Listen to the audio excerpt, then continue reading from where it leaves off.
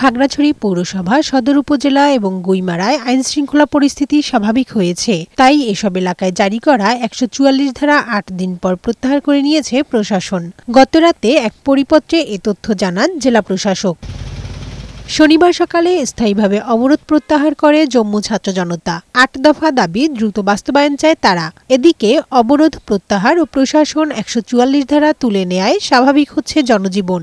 দোকানপাট, ব্যবসা প্রতিষ্ঠান খুলেছে, রাস্তাঘাট, অফিস আদালতে ফিরেছে কর্মচাঞ্চল্য। ১৪৪ ধারা তুলে ফেলছে, তো এখন পর্যটক আসতেছে, সাজেকে যাচ্ছে। পরিস্থিতি একটু ভালো হয়েছে, বাজারে আসবে মানুষজন, আগের মতো বেচা কেনা করতে পারছে, এখন কোনো সমস্যা হয় না।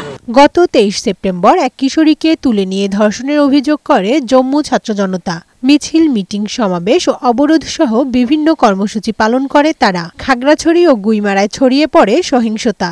গুইমারায় নিহত হন ৩ জন। তখন আইনশৃঙ্খলা পরিস্থিতি স্বাভাবিক রাখতে ১৪৪ ধারা জারি করে প্রশাসন। কানিজ নুসরাত, বৈশাখী সংবাদ।